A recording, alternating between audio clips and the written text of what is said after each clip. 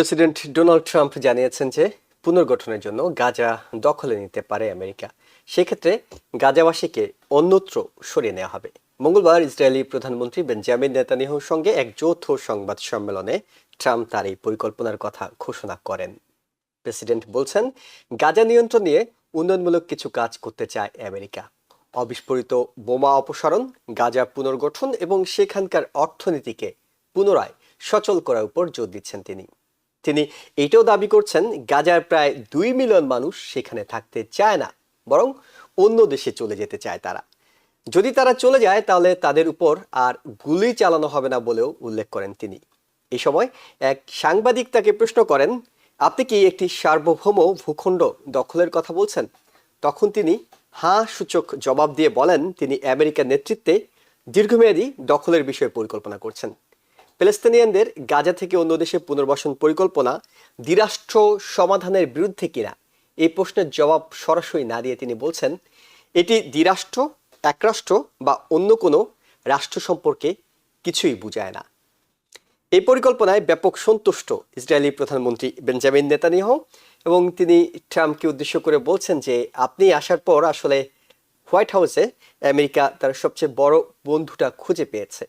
এবং তিনি তাকে এই কথাটিও বলছেন যে এই মুহূর্তে আপনি যেভাবে পরিকল্পনা করছেন, আপনি যেভাবে ভাবছেন, এটা আসলে আমেরিকাতে এর আগে কেউ ভাবে না। আপনি একেবারে কাঠামোর বাইরে গিয়ে পরিকল্পনা করতে পারেন, আপনার যে দক্ষতা আছে সেটি খুবই চমৎকার। অর্থাৎ নেতানিয়াহু প্রেসিডেন্ট ডোনাল্ড ট্রাম্পের এই পরিকল্পনা পুরোপুরি সমর্থন করছেন। কিন্তু ট্রাম্পের যে মিত্ররা আছেন মধ্যপ্রাচ্যে, তারা কিন্তু এই পরিকল্পনার বিপক্ষে গিয়ে অবস্থান নিচ্ছেন। অর্থাৎ আমরা যদি দেখি যে আরব, জর্ডান, ইজিপ্ট, তারা বলছে যে তাদের অবস্থানটা পরিষ্কার, তারা এ ধরনের কোনো অবস্থা দেখতে চান না প্যালেস্তাইনে। এবং একই সাথে সৌদি যুবরাজ তিনি বলেছেন, যদি প্রেসিডেন্ট ডোনাল্ড ট্রাম্প এই ধরনের পরিকল্পনা অব্যাহত রাখেন, তবে আমেরিকার সঙ্গে সৌদি আরবের যে সম্পর্ক সেটি নিয়ে তাদেরকে নতুন করে ভাবতে হবে। অন্যদিকে আমরা দেখছি যে যারা মধ্যপ্রাচ্য নয় কিন্তু বাইরে, অর্থাৎ প্রেসিডেন্ট ট্রাম্পের বন্ধু হিসেবে যারা পরিচিত, তাদের মধ্যে ফ্রান্স, ব্রিটেন এর মধ্যে প্রতিক্রিয়া জানিয়েছেন। চায়না এবং রাশিয়া তারাও বিবৃতি দিয়েছেন। তারা বলছেন, প্যালেস্তাইনের বিষয়ে দ্বিরাষ্ট্রনীতির যে পরিকল্পনাটি আছে সেটি তারা সমর্থন করেন, এর বাইরে অন্য কোনো কিছু পরিকল্পনা তারা করছেন না। অর্থাৎ একদিকে যেমন মিডল ইস্টে আরব রাষ্ট্রগুলো প্রতিক্রিয়া জানাচ্ছে, অন্যদিকে ডোনাল্ড ট্রাম্পের যারা বন্ধু তারাও কিন্তু এই বিষয় নিয়ে প্রতিক্রিয়া জানাচ্ছে। আর দেশের ভিতরে যে বিষয়গুলো আছে সেটি হলো যে মেরিল্যান্ডের ফেডারেল জাজ তিনি প্রেসিডেন্ট ডোনাল্ড ট্রাম্পের বক্তব্যের বিষয়ে তিনি যে জন্মসূত্রে নাগরিকত্ব এটি নিয়ে যে নির্বাহী আদেশ ছিল তার উপর একটা অস্থায়ী নিষেধাজ্ঞা দিয়েছেন। তিনি বলেছেন এটা দেশের 250 বছর ইতিহাসের সাথে সাংঘর্ষিক। সুপ্রিম কোর্টে চূড়ান্ত সিদ্ধান্ত না আসা পর্যন্ত এই নিষেধাজ্ঞা বহাল থাকবে। এর আগে সিয়াটলের ফেডারেল জাজ 14 দিনের জন্য স্থগিতাদেশ দিয়েছিলেন, যেটি আগামী 19 ফেব্রুয়ারি থেকে এই জন্মসূত্রে নাগরিকত্ব বাতিল হওয়ার একটা নির্বাহী আদেশ প্রেসিডেন্ট দিয়েছেন। আর দেশের বাইরের ঘটনা যদি আমরা বলি, সেটি হলো যে বাংলাদেশের 32 নম্বরে ব্যাপক ভাঙচুর এবং অগ্নিসংযোগ ঘটেছে। বুধবার রাত 9টার দিকে বৈষম্য বিরোধী ছাত্র জনতার ব্যানারে আহ্বান জানানো হয় যে 32 নম্বরের দিক মুখে একটি কর্মসূচি দেওয়া হয়, বুলডোজার কর্মসূচি যেটির নাম দেওয়া হয়েছে। এবং এটির ফলে প্রচুর সংখ্যক ছাত্র এবং জনতা গিয়ে 32 নম্বরে শেখ মুজিবুর রহমানের বাড়ি, ধানমন্ডি 5-এ শেখ হাসিনার সুধা সদন যেটি শেখ হাসিনা বাস করতেন, সেই বাড়ি, সেগুলোতে আগুন দিয়েছে, ভাঙচুর করেছে এবং দেশের বিভিন্ন জায়গায় আওয়ামী লীগ নেতাদের বাড়িতে আগুন দেওয়া হয়েছে, বুলডোজার দিয়ে গুঁড়িয়ে দেওয়া হচ্ছে। এটির প্রেক্ষিতে বলা হচ্ছে যে নিষিদ্ধ ঘোষিত ছাত্রলীগের ফেসবুক পেজে আওয়ামী লীগের সভানেত্রী শেখ হাসিনা তিনি একটি বক্তব্য দিয়েছেন, তারই প্রতিক্রিয়া এটি হয়েছে। এই বিষয়গুলো নিয়ে কথা বলবো টিভিএন 24 নিউজ নেটওয়ার্কের নিয়মিত আয়োজন আওয়ার ডেমোক্রেসি অনুষ্ঠানে। এবং আমার সাথে অতিথি হিসেবে যোগ দিচ্ছেন কমনওয়েলথ ইউনিভার্সিটি অফ পেনসিলভেনিয়ার প্রফেসর ডক্টর এম খালেকুজ্জামান। আমরা পরবর্তীতে আরো একজন অতিথিকে যুক্ত করে নেব। ডক্টর খালেকুজ্জামান, আপনার কাছে যে বিষয়টি জানতে চাই, একেবারে শেষের বিষয়টি দিয়ে শুরু করতে চাই, অর্থাৎ বাংলাদেশ প্রসঙ্গ দিয়ে আমরা শুরু করতে চাই। বাংলাদেশে বাংলাদেশ সময় বুধবার রাত থেকে যেটি ঘটছে এখন পর্যন্ত চলছে, অর্থাৎ ভোর হয়ে গেছে, এখনো সেখানে 32 নম্বরের সামনে প্রচুর মানুষ অপেক্ষা করছে, সেনাবাহিনী এর মধ্যে গিয়েছে, নানা নাটকীয়তা ঘটছে, নানা ভাঙচুর নৈরাজ্য বলা যেতে পারে এক দিক দিয়ে, সেটিও ঘটছে। পুরো বিষয়টিকে আপনি কিভাবে দেখছেন, অর্থাৎ এটি খুব কি দরকার ছিল? জি, ধন্যবাদ আপনাকে। আমি বেশ কিছুদিন পরে আপনাদের অনুষ্ঠানে আসলাম। আমি 2 সপ্তাহ হলো মাত্র বাংলাদেশ থেকে ঘুরে আসলাম। বাংলাদেশে 1.5 মাসের মতো ছিলাম। সুতরাং সব মিলিয়ে বাংলাদেশের পরিস্থিতিটা সম্যক দেশের ভিতর থেকেও দেখেছি। আমি তো যখন দেশে যাই প্রচুর মানুষের সাথে কথা বলি একটা অবস্থা বোঝার জন্য। আমরা যেহেতু সরাসরি বাংলাদেশে কোনো রাজনীতিতে জড়িত নেই, সুতরাং আমরা নিরপেক্ষভাবে জিনিসটা অন্তত পক্ষে বোঝার চেষ্টা করি। তা আজকে যেটা হলো বাংলাদেশে, এটা কোনোভাবেই সমর্থনযোগ্য না। আমি মনে করি এটা খুবই নিন্দনীয় একটা ঘটনা ঘটেছে এবং এখনো ঘটে যাচ্ছে। কারণ হচ্ছে যে ধানমন্ডির 32 নম্বর যে বাড়িটি, সেটার সাথে বাংলাদেশের মানুষের যে আবেগ, আপনি যেই দলেরই হন, কারণ প্রত্যেক জাতিরই কিছু গর্বের জিনিস থাকে, কিছু গৌরবের জিনিস থাকে, কিছু কিছু জাতীয় ঐতিহ্যবাহী মনুমেন্ট থাকে। সেই রকম একটা মনুমেন্টের একটা হচ্ছে ধানমন্ডির 32 নম্বর বাড়ি। সেই ধানমন্ডি 32 নম্বর বাড়িতে তো কত ধরনের ইতিহাস আমাদের এর সাথে জড়িত আমরা জানি। তো সেইখানে ধানমন্ডি 32 নম্বর বাড়িটাকে এইভাবে আগুন দিয়ে পুড়ে ফেলা, তারপর বুলডোজার দিয়ে গুড়িয়ে ফেলা, এটা দুটো কারণে নিন্দনীয়। একটা তো হচ্ছে আমি যেটা বললাম, যে এটা হচ্ছে একটা আমাদের ইতিহাস ঐতিহ্যের একটা অংশ, একটা মনুমেন্ট।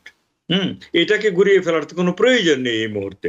যারা স্বৈরাচারী হিসাবে পরিচিত সরকার ক্ষমতায় ছিল, তারা দেশ ত্যাগ করেছে, পালিয়ে গিয়েছে, সেটা তাদের যদি কিছু করা হয়, অর্থাৎ মামলার আওতায় আনা হয়, তাদের অপরাধ প্রমাণিত হয়, তাদেরকে বিচার করা হয়, সেটা হবে একটা সভ্য দেশের কাজ।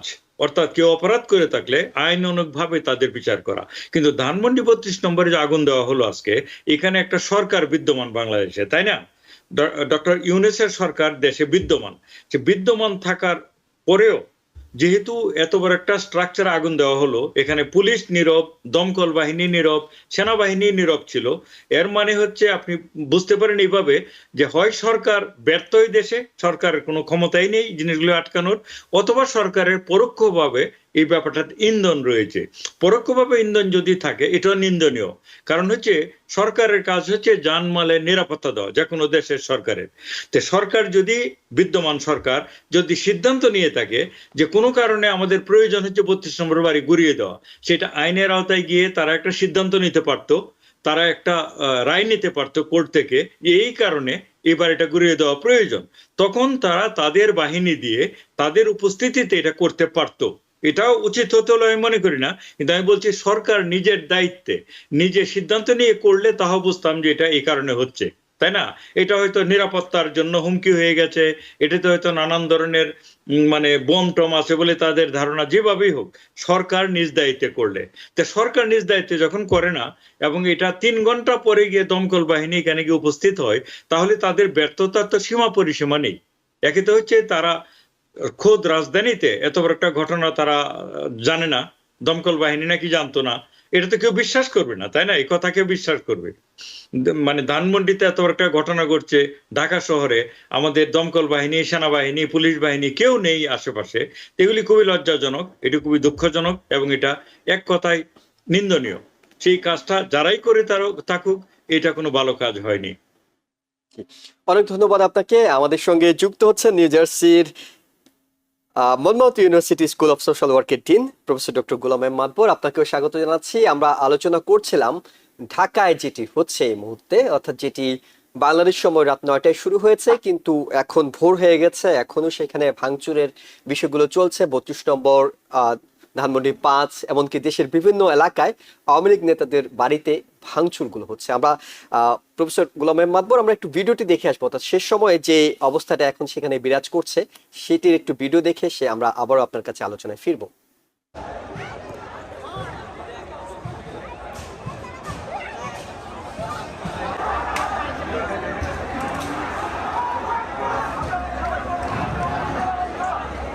তোরা 5 বছর বসে বসে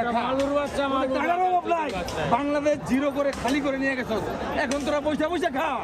তোরা কেন এখন সাধারণ জনগণ মানে কষ্ট নিতেছ? তোদের অভাব নেই তো, দেশটারে ফাঁকা করে ফেলছ, এখন চুপচাপ বসে খা।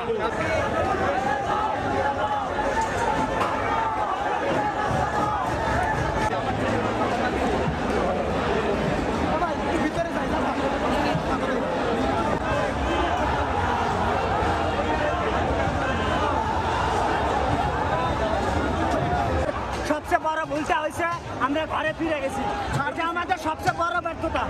মানে এটা একটা সুযোগ নিচ্ছে, বারবার ফিরে আসবে, টুক করে দেশে ঢুকবো, লাইভ করবো, তারপরে লিফলেট বিতরণ করে, এটার সাহস আমাদের কারণে পাইছে।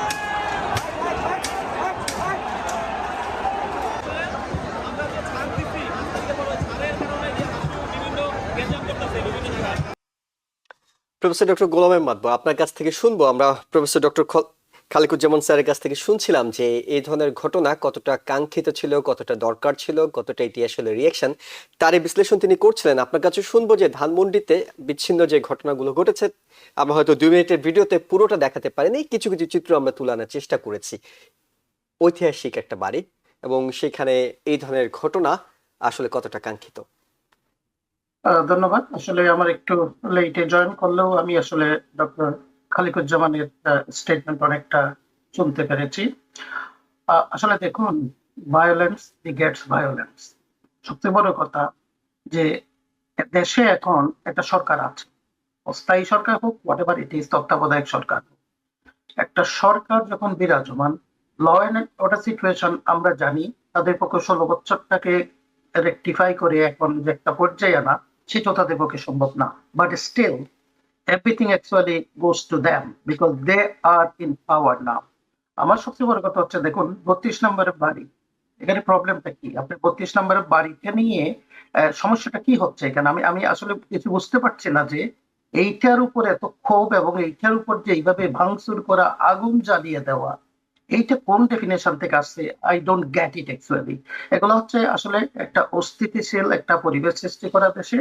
আর আমি মনে করি এটা হচ্ছে কোন একটা পার্টিকে বা কোন একজন যে ঐতিহাসিক ব্যক্তিত্বকে হার্ট করা নয়, এটা হচ্ছে সমগ্র দেশটাকে কিন্তু একটা অস্থিতিশীল অবস্থার দিকে ঠেলে দেওয়া। তো দিস ইজ এর বিহাইন্ডে আমার মনে হয় কোনো ধরনের চক্রান্ত কি আছে আমি ঠিক জানি না, তবে যারা করছে তাদের বোধহয় আমার কাছে মনে হয় তাদের বোধহয় আইন শৃঙ্খলার আওতায় আনা উচিত।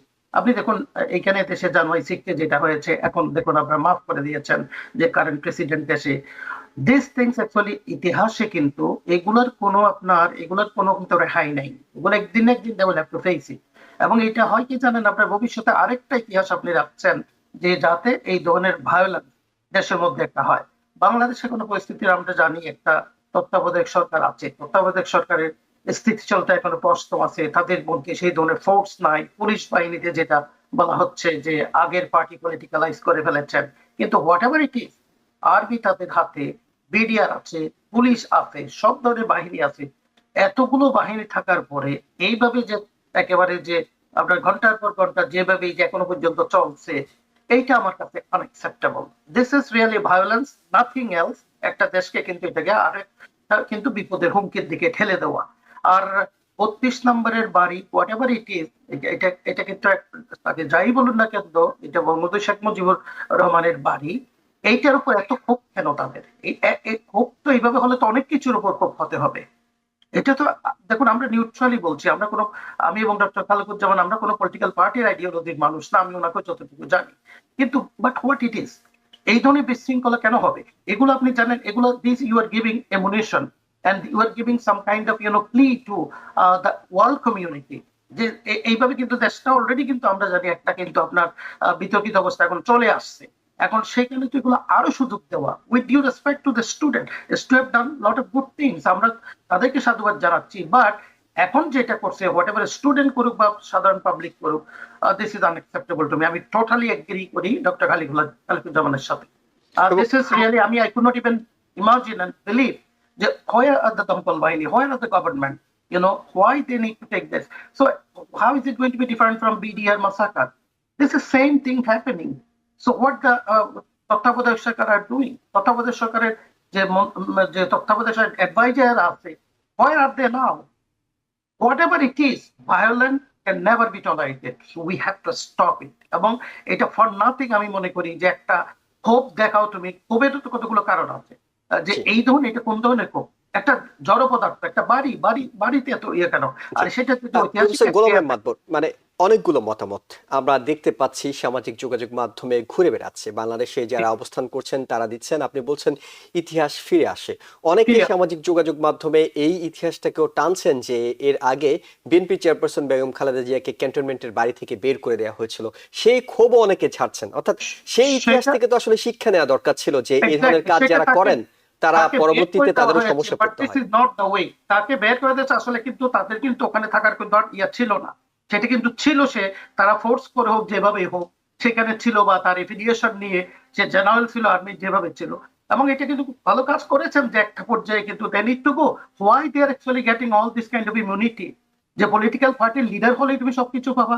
শেখ বঙ্গবন্ধুর ফ্যামিলির নামে আপনার ইমিউনিটি হচ্ছে একেবারে নাতিপুতি থেকে আরম্ভ করে সবাই। What about the public safety? সাধারণ মানুষ রাস্তাঘাটে মারা যাচ্ছে, বিশৃঙ্খলার মধ্যে শিকার হচ্ছে, ভায়োলেন্সের শিকার হচ্ছে, তাদের ইমিউনিটি কোথায়? আপনারা কতিপয় গোষ্ঠীর ইমিউনিটি চাচ্ছেন, সেই বঙ্গবন্ধু পরিবার বলেন বা জিয়া পরিবার বলেন, আপনি why is that? Why is the public, সাধারণ জনগণের সেফটি কোথায়, সিকিউরিটি কোথায়? So this is like to me totally unacceptable, এবং এর বিহাইন্ডে যারাই থাকুক না কেন they should be punished. Whatever the people's ideology, আপনি যে বলছেন অনেকগুলো মতামত, these are some of the things are coming biased opinion. So these biased people, they are the one actually causing all kinds of disruption to for Bangladesh. এবং বাংলাদেশকে আন্তর্জাতিকভাবে কিন্তু এখানে দেখা যাবে এখানে কোনো আইন শৃঙ্খলা নেই, এখানে এই বিশৃঙ্খলা চলছে, সারা world community is going to take advantage on this thing. এবং আমরা জানি যে external forces already they are planning, they are politics, they are allying with each other to go against this Bangladesh, the government, whatever, like the তত্ত্বাবধায়ক সরকার। আর যা শুধু তত্ত্বাবধায়ক সরকার এখানে কিন্তু drastic action নেওয়া উচিত। Immediately they should come to the scene and stop it. And the people, those who are predators doing this thing, they should be actually being to the justice. That's what my opinion. There is no, আমরা দেখেন, আপনি একটা অন্যায় একটা অপরাধকে যদি আপনি ছেড়ে দেন, that is going to terminate more offenses, and that's what is going to happen. No scope and no opportunity for violence. And why they are actually showing all this anger at 32 নম্বরের বাড়ির উপর? বঙ্গবন্ধু শেখ মুজিবুর ওখানে আছেন, সে ওখানে ছিল বলে কি তার উপরে সে মারা গেছে, তার উপরে এগুলো?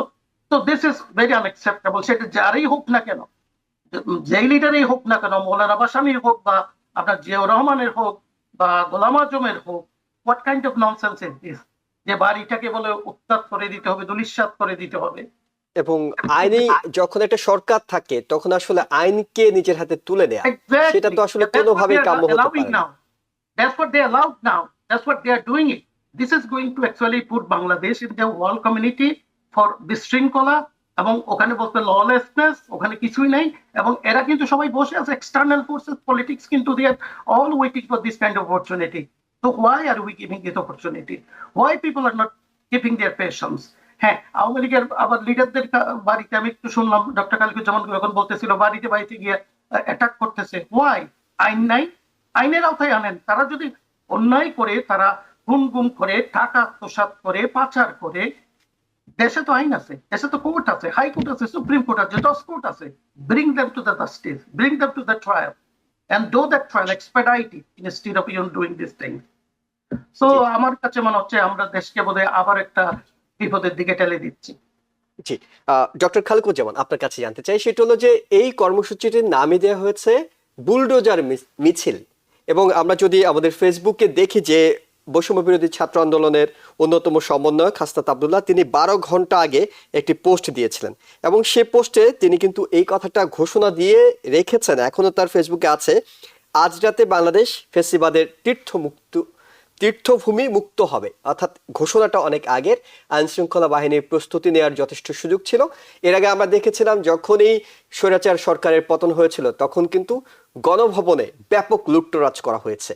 কিন্তু এখন আমরা যেটি দেখছি, একটা সরকার আছে, সেই সরকার থাকা অবস্থায় যে হামলাটা হলো, যে নৈরাজ্যটা হলো, সেটি সামাল দিতে তারা খুব একটা অ্যাক্টিভলি সক্রিয়ভাবে তারা অংশ নেননি। কিন্তু এখনো তো সময় আছে, অর্থাৎ এখনো যখন আমরা এই অনুষ্ঠান করছি তখনও সেখানে এক ধরনের অস্থিতিশীলতা চলছে। আবার অনেকে, যে বিষয়টি আপনার কাছে জানতে চাই সেটি হলো যে বলছিলেন যে আওয়ামী লীগ সভানেত্রী শেখ হাসিনা তিনি ছাত্রলীগের ফেসবুক পেজে এসে একটি বক্তব্য দিয়েছেন, তারই রিয়েকশন হিসাবে এটি হয়েছে। এই ক্ষেত্রে অন্য পক্ষ যারা আছে, অর্থাৎ ভিকটিম যারা এখন হচ্ছেন, তাদেরও আসলে কতটা রেসপন্সিবিলিটি আছে বাংলাদেশকে অস্থিতিশীল কিংবা স্থিতিশীল রাখার বিষয়ে? জি, ধন্যবাদ। এখানে একটা সংবেদনশীল ব্যাপার অবশ্যই রয়ে গেছে, যে আগের যে প্রধানমন্ত্রী, মানে পতিত প্রধানমন্ত্রী শেখ হাসিনা, তিনি একটা অন্য দেশে আশ্রয় নিয়েছেন, এবং বর্তমানের যে সরকার, আমাদের যে তত্ত্বাবধায়ক সরকারের যে পররাষ্ট্র উপদেষ্টা, মানে মোহাম্মদ তৌহিদ হোসেন, অন্তর্বর্তীকালীন তিনি সরকার কিন্তু যদি আমরা বলি, জি, অন্তর্বর্তীকালীন সরকারের যে তৌহিদ হোসেন, তিনি স্পষ্ট ভাষায় বলেছেন, এমনকি ডক্টর ইউনূসও কখনো কখনো বলেছেন যে শেখ হাসিনার এই মুহূর্তে উচিত হয়েছে চুপ থাকা। তিনি কোনোভাবেই আমাদের দেশের আভ্যন্তরীণ ব্যাপারে মানে অস্থিতিশীল করার মতো কোনো কর্মকাণ্ড করা উচিত না, এবং আমি এটার সাথে আমি নিজেও একমত। কারণ তিনি যেহেতু দেশ ছেড়ে পালিয়ে গিয়েছেন, এক অর্থে তিনি নিজেও জিনিসটা ফেস করতে চান নাই। তাহলে এখন তো তার বিরুদ্ধে প্রচুর মামলা আছে। তো মামলা যেখানে রয়েছে সেখানে মামলাগুলির আইনের উপর পেশ করা প্রয়োজন, এবং এইখানে মামলার অধীন থেকে তার দেশকে আর অস্থিতিশীল করার যে প্রবণতা, সেটা একেবারেই অ্যাকসেপ্টেবল না, এবং এটার জন্য এটা অ্যাকসেপ্টেবল না। কিন্তু এর মানে এই না যে শেখ হাসিনা কি বললো তার জন্য শেখ হাসিনার আরো একটা ধারাতে মামলা হতে পারে, যে ফর এক্সাম্পল সে বিদেশে বসে দেশকে অস্থিতিশীল করছে, এটারও তো ধারা আছে, সেটা মামলা হতে পারে। অথবা তার নিজের যে সয় সম্পত্তি এগুলি ক্রোক করতে পারে, পুরানোর কথা আমি বলছি না, কারণ ক্রোক করে ফেলতে পারে, তাই না? তা করে নিয়ে এগুলিকে গভর্নমেন্টের সম্পত্তি হিসেবে ঘোষণা করতে পারে।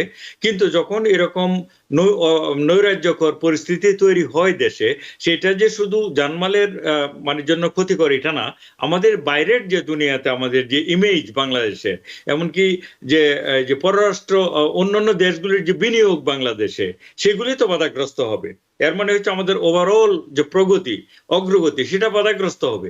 আপনি বলুন কোন উন্নত দেশ বাংলাদেশের ঢাকার আজকের এই চিত্রগুলি দেখার পর সজ্ঞানে বাংলাদেশে যাবে ইনভেস্ট করার জন্য? এটা তো করবে না। তাহলে এটা তো প্রফেসর ইউনূসের সরকারের জন্য একটা হচ্ছে বিশাল একটা ফেইলিওর, তাই না? তো এখানে 5 তারিখ থেকে, অগাস্টের 5 থেকে 8 তারিখ পর্যন্ত দেশের সরকার ছিল না, তখনও বঙ্গবন্ধুর বাড়িতে আগুন দেওয়া হয়েছিল, আরো অনেক জিনিস ভাঙচুর হয়েছিল। সেটাকে অ্যাকসেপ্ট করা যায়, কারণ একটা অভ্যুত্থান পরবর্তী সময়ে যেখানে সরকার ছিল না, এটা করতে পারে অরাজক পরিস্থিতি। কিন্তু সরকার একটা দেশে ক্ষমতা আসার পর তাদের প্রথম এবং প্রধান কাজই হচ্ছে কনস্টিটিউশনকে আপহোল্ড করা এবং জানমালের সমস্ত নিরাপত্তা বিধান করা। সরকার ক্ষমতায় থাকা অবস্থায় এই জানমাল যদি আপনার শত্রুরও হয়, এটা তো দেশের ভিতরের জানমাল, এগুলিকে আপনি এইভাবে পুড়িয়ে দিবেন, বহির্বিশ্বে এটার একটা ইমেজ তৈরি হবে যে এই দেশ হচ্ছে ব্যানানা রিপাবলিক, এটা হচ্ছে একটা বর্বরদের দেশ। তাহলে সেই দেশে কারা যাবে আপনাকে ইনভেস্ট করতে? আপনি এটা বলুন। সুতরাং যেভাবে আপনি কথাটাকে ঘুরিয়ে পেঁচিয়ে বলুন, শেখ হাসিনা ডেফিনেটলি খারাপ কাজ করছে, এই যে এইগুলি করে করে, যে একটা তার বক্তৃতাটা আমিও শুনছিলাম আপনাদের অনুষ্ঠানে আসার আগে, সেখানে তার মিনিমাম কোনো রিমোর্স নাই। সে এখনো আমি করেছি, আমি দিয়েছিলাম, আমি করে দিয়েছি, এই যে ননসেন্স সে করে যাচ্ছে, এটা শি মাস্ট স্টপ ইট। উদ্দূরে যদি তার সাধারণ জ্ঞান না থাকে, তাহলে সে নিজেকেই শুধু ক্ষতিগ্রস্ত করছে না, দেশের ভিতরে আওয়ামী লীগের যে দলটার কোনোদিন রাজনীতি করার অবস্থা সে ধ্বংস করে দিচ্ছে। আমার সাথে আমি যেটা বললাম একটু আগে আপনাকে, আমি 1.5 মাস দেশে ছিলাম, প্রচুর মানুষের সাথে কথা বলছি, আমার নিজের পরিবারও আত্মীয় স্বজনের মধ্যে আওয়ামী লীগের লোক আছে, প্রত্যেকের পরিবারই আছে, আপনারা জানেন। তারা থেকে শুরু করে সমস্ত লেভেলে আওয়ামী লীগের লোকেরা মনে করে যে শেখ হাসিনার সময় যে দুর্নীতি হয়েছে এটা মানে অসম্ভব মাত্রা ছাড়িয়ে গিয়েছিল, এটার একটা বিচার হওয়া দরকার ছিল।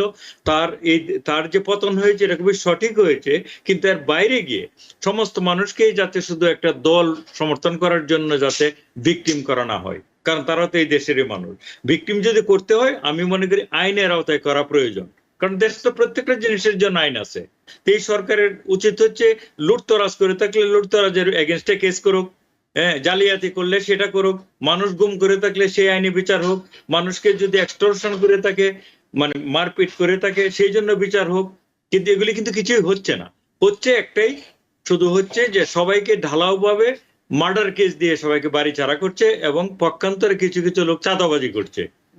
এটা তো অ্যাকসেপ্টেবল না। এটা হচ্ছে এটা acceptable সরকারের না। ব্যাপকভাবে হচ্ছে একটা আমি মনে করি ফেলিওর এই সরকারের। জি, গোলাম মাদবর, এই ঘটনাটা যখন ঘটলো কোন দিন, দিনটাও একটু আমরা যদি খেয়াল করি, সেটা হলো 5ই আগস্টের পরে 5ই ফেব্রুয়ারি, একেবারে 6 মাস পূর্তি যখন হলো, সরকার যখন আস্তে আস্তে গুছিয়ে নিচ্ছে, স্থিতিশীল হচ্ছে, তখন গিয়ে এই ধরনের বিষয়, অর্থাৎ সরকার বারবার যে কথাটা বলা হচ্ছিল, সরকার নিয়ন্ত্রণ অনেক কিছুর উপর নেই, সেটা কি আরো একবার প্রমাণ হলো কিনা?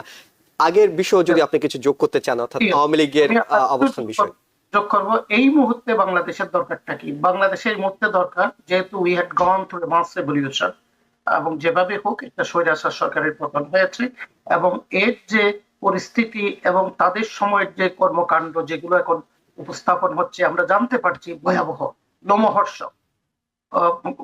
ঘুম তো আছে, তারপর আপনার দেখুন হচ্ছে টাকা পাচার করা এবং ব্যাডের মধ্যে কোটি কোটি টাকা পাওয়া, এগুলা কিন্তু আপনার আসলে মানুষ কিন্তু একটা স্পর্শকাতর একটু ব্যাপার আছে এখানে। তো এইখানে এগুলো কিন্তু এখন যেগুলো নিয়ে আমাদের বিচার করা উচিত, যে ডক্টর খালিকুজ্জামান বললো, এগুলো না করে খালি ঢালাও ভাবে সবাইকে কিন্তু মার্ডার কেসে এই করা হচ্ছে। কেস আপনি দিয়ে রাখলেন, কতদিন রাখবেন আপনি? এখনো তো দেশে কনস্টিটিউশন আইন আছে। তো এখানে সবচেয়ে বড় কথা হচ্ছে, আমার শেখ হাসিনা ইন্ডিয়াতে বসে সে তো দেখে না তার কোনো দোষ হয়েছে, এবং তার পার্টিও বিশ্বাস করে না তারা অন্যায় করেছে। তারা তো এখনো বলছে তারা এদেশে গণতান্ত্রিক ভাবে চালিয়েছে। তো সে তো বলবে ইচ্ছে মতো, তার মানে কি সে নাই দেখে আমি তার জায়গা সম্পত্তি বা এগুলোর উপর আমি অ্যাটাক করব? এবং যেটা ডক্টর খালিকুজ্জামান বললেন যে একটা সরকারের দায়িত্ব হচ্ছে যান মাল এগুলোর নিরাপত্তা হেফাজত বিধান করা। তো বর্তমান গভর্নমেন্ট এখন আরেকটা জিনিসের এখানে কিন্তু গুরুত্বপূর্ণ পয়েন্ট, যেটা বর্তমান সরকারে দেখুন, গত বছর বোধহয় আমরা প্রবাসীরা $27 বিলিয়ন দিয়েছে। দেশ কিন্তু চলতেছে এখন এগুলোর উপর, আর কৃষি একটা আছে, এগুলোই দেশকে চালিয়ে রাখছে। এখন এই যে গার্মেন্টস ইন্ডাস্ট্রি, যেটা কিন্তু একটা কিন্তু এজে দাঁড়িয়ে আছে, এই ধরনের পরিস্থিতি দেখলে এফডিআই, ফরেন ডিরেক্ট ইনভেস্টমেন্ট, এগুলো তো কোনোদিন কেউ যাবে না। আমি যাব না। আমাকে যদি বলেন কোনো বিজনেস করতে, if I saw this kind of unstable situation. আর শেখ হাসিনা কি করেছে না করেছে সেটার জন্য বঙ্গবন্ধুর বাড়িয়ে করতে হবে, দিস ইজ টু মি 21শ শতাব্দীতে এটা হচ্ছে উন্মাদ একটা চিন্তাধারা। এবং যারা করছে তারা তো জঘন্যতম কাজ করছে, এবং যারা টলারেট করছে, যাদের উপর আমরা বর্তমানে ক্ষমতা দিয়েছি, তারা যে এটা যে ইমিডিয়েট অ্যাকশন নিচ্ছে না, সেটা অর্থাৎ inaction is an offence to me. So that's what actually is the serious thing. This will actually, pay this will actually bring some kind of, the unfavorable things for Bangladesh in the international community. They are all waiting to get this kind of opportunity. বলবে যে বাংলাদেশে যে lawlessness, বাংলাদেশে কোনো শান্তি শৃঙ্খলা নাই, বাংলাদেশ নিয়ে এমনিই বলা হয় টেরোরিজম, দিস এন্ড দ্যাট, এগুলো কিন্তু তারা সব বসে আছে। তো why are we giving this opportunity as a conscious citizen? আমরা যদি 16 বছরের যে আপনার যে ধরনের একটা সরকারকে আমরা যদি টপল করতে পারি, এখন আমরা কেন আবার এই সুযোগগুলো দিচ্ছি? এগুলো দিলে তো আমাদের জন্য বিপদ হবে। Bangladesh is going to be on the edge for this things, এবং এটা ইমিডিয়েটলি কিন্তু এটা অ্যাকশন নেওয়া উচিত। This is not the way. কেউ অন্যায় করলে তাকে আনুন আপনার। আপনি আর একটা জিনিস যেটা যে আপনি দেখুন মার্ডার কেস এটা সেটা দিয়ে যাচ্ছে, এগুলা কিন্তু যে এই সরকারের কিন্তু আপনি কিন্তু 5 বছরের কোনো মেয়াদ নাই, 1 বছর 2 বছর আমরা এখনো জানি না। তারা বলছে সংস্কার করবে, এই করবে, সেই করবে, তারা করছে whatever it is they are doing it. কিন্তু আমার মনে হয় প্রসিকিউশনটা হওয়া উচিত। অর্থাৎ সবার আগে জানমালের নিরাপত্তা, যেগুলো তারা করছে, হত্যাকাণ্ড, টাকা আত্মসাৎ, দেশের থেকে আন্ডার ইনভয়েসিং, ওভার ইনভয়েসিং হয়েছে, টাকাগুলো আপনার বিদেশে নিয়ে আসছে, এদের তো সবচেয়ে বড় কথা। আমরা আমেরিকায় থাকি, আমরা জানি এখানে সে আপনার $মিলিয়ন দিয়ে বাড়ি কিনছে, এবং কানাডায় কিনছে, সবখানে কিনছে। Why we are not doing for that?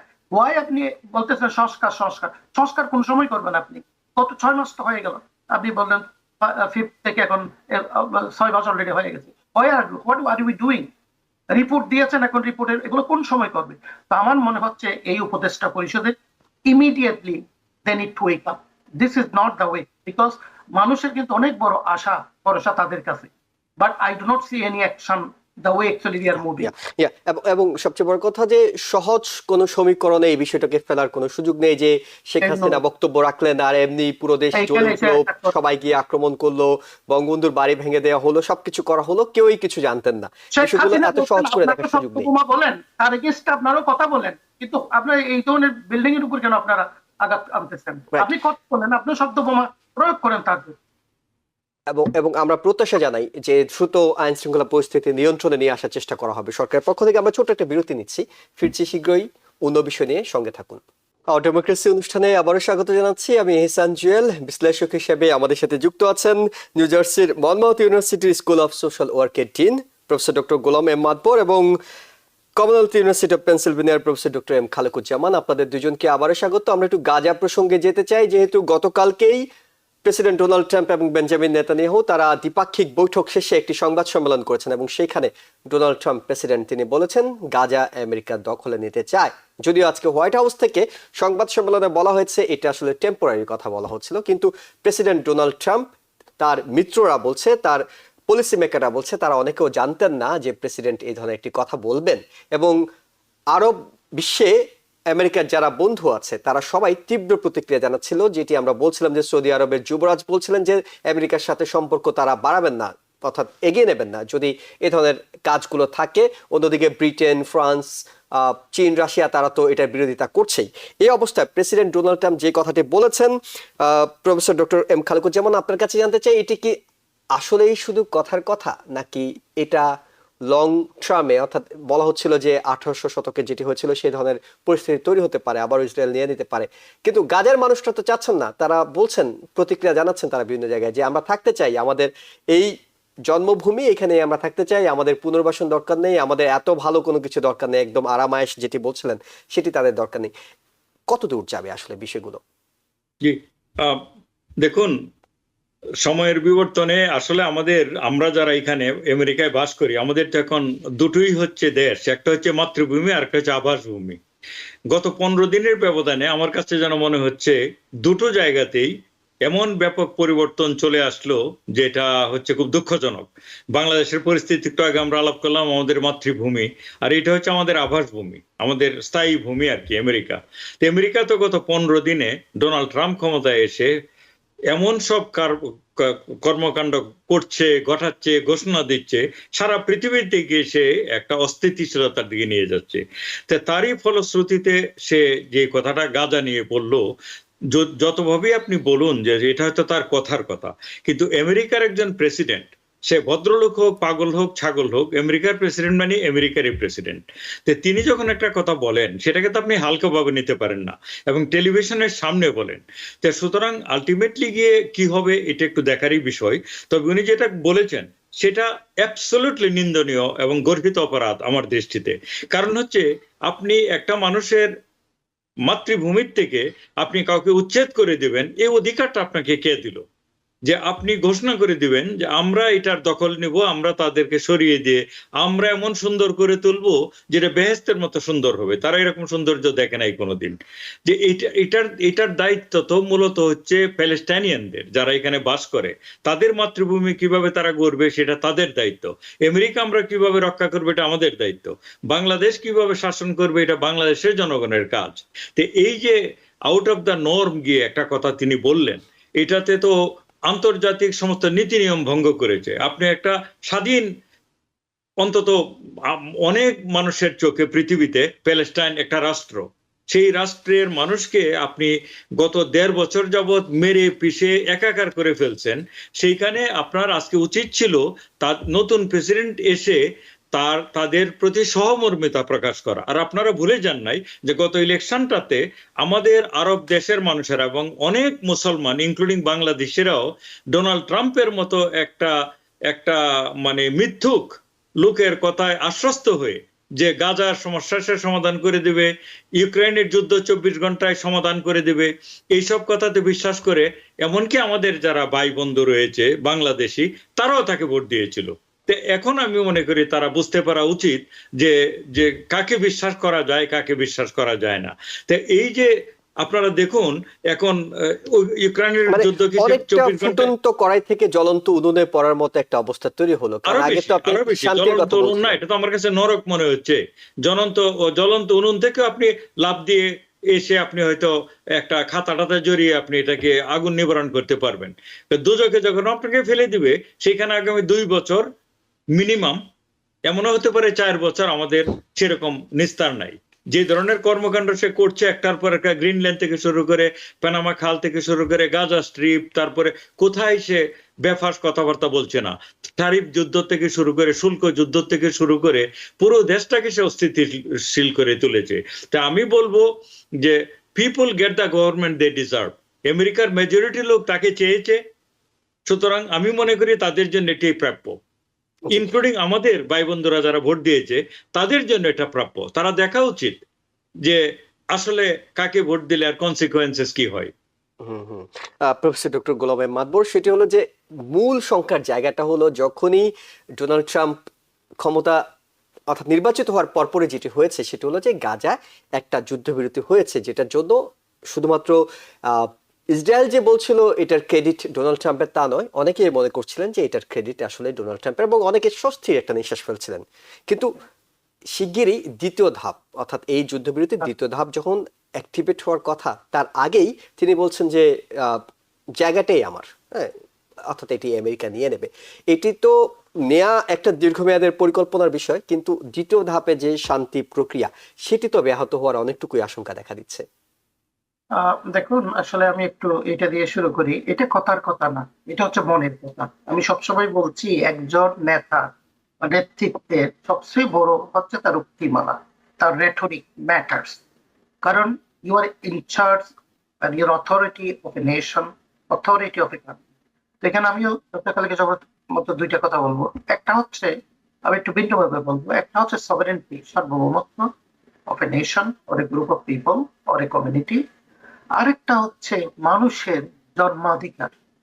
তো এখানে তারা মনের কথা যেটা বলছে, তাদের মনের কথাটা কি আপনার, from river to sea, that is what in their mind.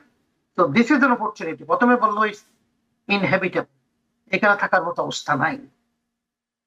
That means তারা বলতেছে, ইজিপ্টকে বললো, সিরিয়াকে বললো তোমরা লোকগুলোকে নিয়ে নাও। মানে কি? That means they are already planning the real estate. This is a beautiful place for real estate thing, and this, the people, that they are all after business.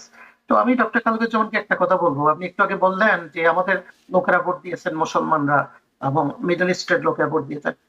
তারা তো এখন খুব হ্যাপি যে যুদ্ধবিরতি হয়েছে। শর্ট সাইটেডনেস পিপল, যাদের কিন্তু সামনে বেশি দেখার সুযোগ থাকে না, এরা কিন্তু এখন এটাই বলবে, আপনার প্রশ্ন উত্তর দেবে, হ্যাঁ সে তো যুদ্ধ বন্ধ করেছে। কিন্তু বিহাইন্ড অল দোজ থিং, আপনি আমি যেটা, under that, the cover, you and I, what we see, they do not see that. And that's the reason they voted, and the reason they are going to argue with you. আপনি যদি এটা বলেন, হ্যাঁ সে তো যুদ্ধ বন্ধ করেছে। আজকে আমার সাথে একজন বলেছে, আজকে আমি একজন প্যালেস্টাইনিয়ান, সে খ্রিস্টিয়ান, আমার কলিগ, হাই লেভেলের, কিন্তু সে কিন্তু এই যে শান্তি ট্রিটির জন্য কিন্তু কাজ করেছেন। সে বললো যে দেখো, there is no hope for our Palestine nation, it's all gone. এবং আপনি যেভাবেই বলুন না কেন, আমরা কিন্তু প্রথম থেকে অনুষ্ঠানেই বলেছি যে বাইডেনকে তোমরা দেখতেছো জায়নিস্ট, তোমরা কিন্তু ট্রাম্পেরটা দেখো নাই। ট্রাম্পেরটা কিন্তু তার থেকেও বেশি, কিন্তু আরো অনেক বেশি কিন্তু ভয়াবহ হবে যে জিনিসটা। এই জন্য আমি বলছি short sightedness people, they can say anything and everything. তো এখানে যে পিসের যে ইয়েটা ছিল, আপনার সৌদি আরব বলেন, এখন সে বলতেছে ওই যে এখন একটা ড্যামেজ কন্ট্রোল একটা কথা আছে, অর সেভিং দ্য ফেসেস। এখন সে যেটা বলতে, তার স্টাফরা হোয়াইট হাউস থেকে বলতেছে, he did not mean it that way, they meant it that way, এবং that's what they have found, they want to get that property। এবং ইভেনচুয়ালি এখন দেখেন ওয়েস্ট ব্যাংকে কি করছে, দিনের পর দিন কিন্তু করছে। সিরিয়াকে নিয়ে এখন একটা, সিরিয়ার অলরেডি অনেকগুলো জায়গা কিন্তু তা দখল করে ফেলেছেন Israel. So that is their MAGA plan or mega plan, and that's what they are going to do it. So আপনি দেখুন আন্তর্জাতিকভাবে যখন একটা রিয়াকশন শুরু হলো, including their allies, all those like western countries, তখন কিন্তু এই সুর পাল্টানো, এখন সেভ দ্য ফেসেস বা ড্যামেজ কন্ট্রোলটা করার চেষ্টা করছে। সো প্যালেস্টাইনের যে একটা সম্ভাবনা ছিল টু স্টেট সলিউশন, এখন যে বর্তমানে মর্নিং শোজ দ্য ডে, তার যে বর্তমান সরকারের যে আপনার পলিসি আমরা দেখছি বা রেটরিক যেগুলো শুনছি, it has gone. Is next 75 years হবে কিনা সন্দেহ আছে। আমি কিন্তু ভেরি অপটিমিস্টিক পারসন, কিন্তু আমি এখন কোনো দিক দেখছি না আমার প্রফেসির থেকে। I do not see any hope for that state, and that's what they are going to do. But আমরা এখনো আশা ছাড়তে হয়তো রাজি হচ্ছে না, কারণ আশাই তো মানুষের জীবন। যে নিঃসন্দেহে অনেক জায়গা থেকে ডেমোক্রেটরা এখন কথা বলা শুরু করছেন এই বিষয়টি নিয়ে, এবং রিপাবলিকানদের অনেকেও ভাবছিলেন যে তাদের পলিসির মধ্যে হয়তো এরকম হঠাৎ করে প্যালেস্তাইন দখল করে ফেলার মতো বিষয় নেই। মার্কো রুবিও তিনি নিজেও বলছিলেন যে তিনিও এই প্রথম প্রেস কনফারেন্সে কথাটি শুনেছেন, এর আগে তিনিও জানতেন না, স্টেট সেক্রেটারি। আসলে শেষ পর্যন্ত এটা কোথায় গিয়ে ঠেকে আমরা নিঃসন্দেহে সামনের দিনগুলোতে আলোচনা করব।